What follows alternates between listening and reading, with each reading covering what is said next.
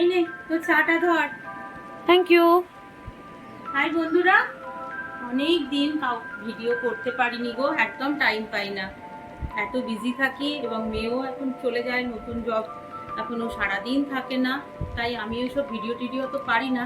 নানা রকম প্রিপারেশন করি তোমাদের দেখাবো বলে, তোমাদের সাথে শেয়ার করবো বলে, কিন্তু পারি না। আজকেও ছুটি নিয়েছে, তাই আজকে বাড়িতে আছে, আজকে তোমাদের সাথে একটু শেয়ার করবো। চাটা খুব ভালো হয়েছে। Thank you. ও মা, হুম, ছুটির দিন তো কি বানাবে আজকে? আজকে একটা ফেলে দেওয়া জিনিস দিয়ে একটা জিনিস বানাবো। মানে দেখ, তুমি কি রেসিপিটা শেয়ার করবে নাকি? অবশ্যই করব, বন্ধুদেরও তো দেখাবো যে ফেলে দেওয়া জিনিস দিয়ে কি বানানো যায়।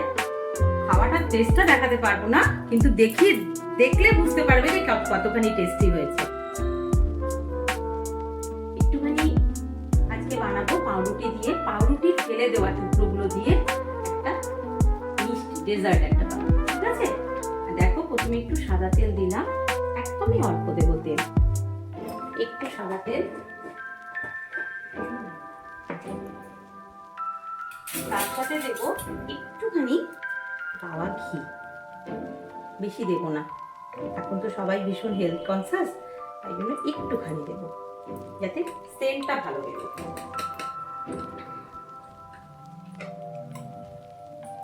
এরপরে আমার মেয়ে যেই টিফিনে নিয়ে যায় ব্রেড, সেই ব্রেডের টুকরো, এই সাইড কাটিং গুলো আমার মেয়ে খায় না, সেগুলো আমি ফেলিনি, সেগুলো আমি সব রেখে দিয়েছি, সেগুলো সব এখন এই ঘিয়ের মধ্যে ঘি দিয়ে তেল দিয়ে একটু ভাজবো, সব একসাথে ভাজবো।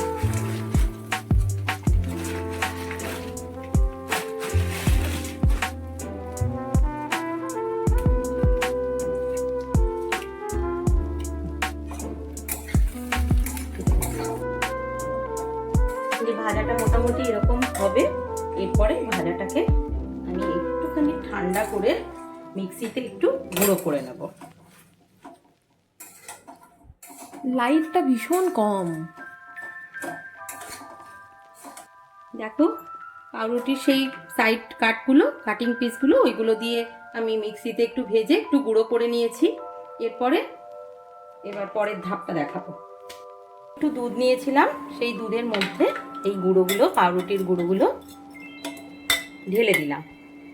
এরপরে এটাকে একটু নেড়ে একটু জমাট করে নেব, তারপরে দেখাচ্ছি। এরপরে গুঁড়ো দুধের প্যাকেটটা নিয়ে একটু জাস্ট মানে একটা ক্রিমি ভাব আনার জন্য একটা গুঁড়ো দুধের প্যাকেট নিয়ে এটার মধ্যে মেলালাম, মিলিয়ে এর মধ্যে দেব।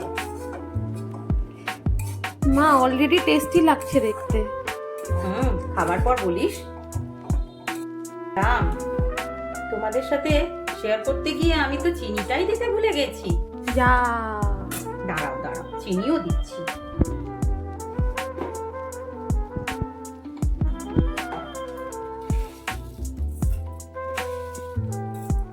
বর্ষাকালে চিনি কিন্তু একটুখানি ভেজা ভেজা হয়ে যায়, তার জন্য কয়েকটা লবঙ্গ রাখলে চিনিটা অনেক ঝুরঝুরে লাগে, কিন্তু সেটা আমার তাড়াহুড়োতে রাখা হয়নি গো।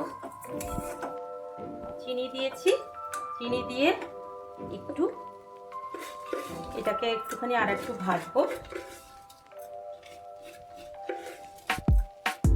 মিষ্টি জিনিস তো একটু মিষ্টি মিষ্টি না হলে ভালো লাগে না। ডায়েটের সত্যানাশ।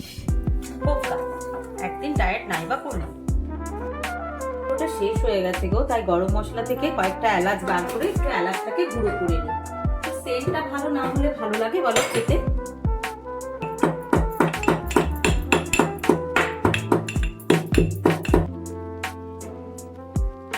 এলাচ দিচ্ছি এটার মধ্যে, একটু সেন্টটা ভালো হবে বলে। এটা একটা ট্রেতে নামিয়ে নিচ্ছি, তারপরে এর উপরে একটু ডেকোরেশন করব।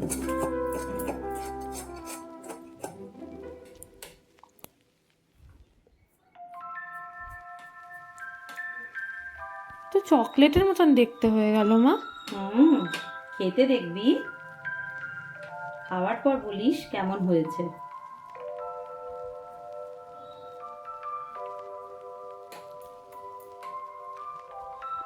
একটুখানি দুধ মেশাবো উপরে, যাতে একটু টেস্টি টেস্টি ব্যাপারটা থাকে। মধ্যে একটু মিল্ক মেড দেবো। এইটা তো আমার ফেভারিট।